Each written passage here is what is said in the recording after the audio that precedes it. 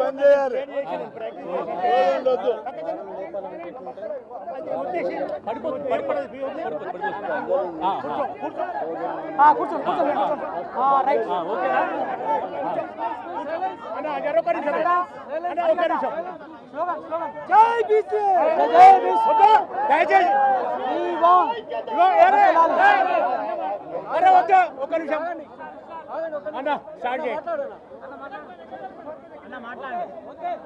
ఈరోజు రాష్ట్ర హైకోర్టు 2 వారాల పాటు ఎన్నికల ప్రక్రియను ఆపడం అనేది చాలా దురదృష్టకరమైనటువంటి అంశం. ఎందుకంటే ఎన్నికల నోటిఫికేషన్ వేసినాక సుప్రీంకోర్టు ఆదేశాలు ఉన్నాయి, ఎన్నికలను వాయిదా వేయొద్దు. కానీ అందుకు సుప్రీంకోర్టు ఆదేశాలకు విరుద్ధంగా 2 వారాల పాటు వాయిదా వేయడాన్ని మేము దీన్ని తీవ్రంగా పరిగణిస్తున్నాం. ఇది రాష్ట్రంలోని 56% బీసీ ప్రజల యొక్క హక్కులకు విఘాతం కలిగిస్తుంది, వాళ్ళ ఆత్మ గౌరవాన్ని దెబ్బతీస్తుంది. నోటికాడి అన్నం ముద్దను ఆపారు. నిన్నటి నుంచి చాలామంది అడ్వకేట్లు మంచిగా చాలా చక్కగా మాట్లాడారు. దాదాపు చాలా పిటిషన్లు ఉన్నాయి. అన్ని పిటిషన్లను పరిగణనను తీసుకొని విచారణ జరిపి ఇంకా 2 రోజులు టైం తీసుకునేది. ఎందుకు మీకు ఆదరబాదరగా స్టే ఇవ్వవలసి వచ్చిందని చెప్పి రాష్ట్ర వ్యాప్తంగా దీని మీద భారీ మూల్యం చెల్లించుకోవాల్సి వస్తుందని హెచ్చరిస్తున్నాం.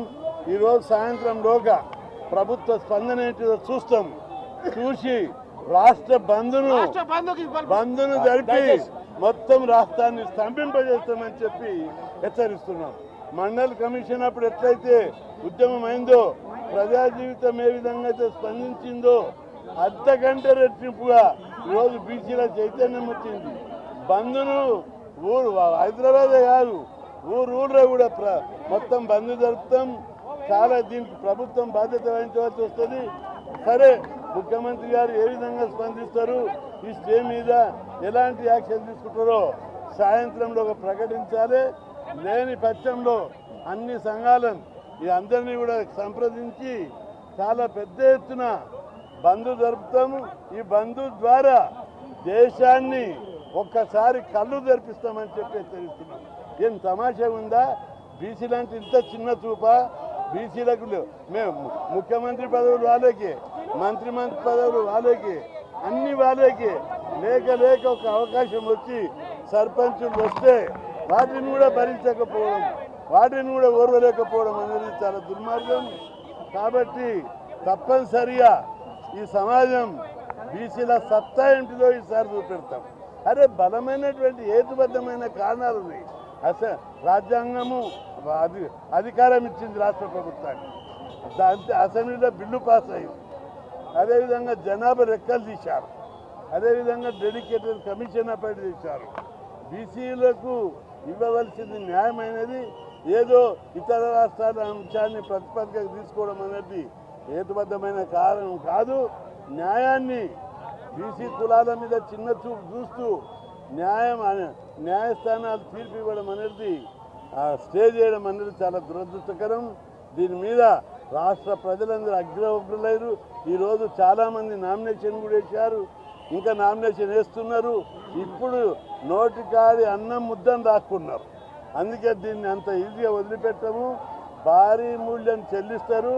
ఈరోజు సాయంత్రంలోగా ప్రభుత్వం ప్రకటించకపోతే రేపటి నుంచి ధర్నాలు, రస్తారోకోలు, రాష్ట్ర బంధు డేటు రేపు అనౌన్స్ చేస్తాం. సాయంత్రంలోగా చూసి ఖచ్చితంగా ప్రభుత్వం భారీ మూల్యం చెల్లించవలసి వస్తుందని చెప్పి హెచ్చరిస్తున్నా. రాష్ట్ర ప్రజలందరూ చాలా తీవ్ర ఆవేశాలతో ఉన్నారు. అరే, స్టే ఇస్తే ఫస్ట్ డే ఇవ్వాలి, లేదా ఎన్నికల నోటిఫికేషన్ కట్టము. ఎన్నికల షెడ్యూల్ ప్రకటించారు, నోటిఫికేషన్ ప్రకటించారు. నోటిఫికేషన్ ప్రకటించిన తర్వాత దాన్ని ఎప్పుడు కూడా వాయిదా వేయొద్దు, పోస్ట్పోన్ చేయొద్దు. సుప్రీంకోర్టు జడ్జిమెంటే ఉంది దీని మీద. ఇట్లా ప్రకటించడం అనేది బీసీల మనోభావాలను, బీసీల యొక్క ఆత్మగౌరవాన్ని, బీసీలను అవమానపరచడం, బీసీ కులాలను అవమానపరచడం, బీసీల నోటికాని ముద్ద లాక్కోవడం. అందుకే దీన్ని అంత ఈజీగా వదిలిపెట్టడము, దీనికి మొత్తం భారీ మూల్యం చెల్లించవస్తుందని హెచ్చరిస్తున్నాం.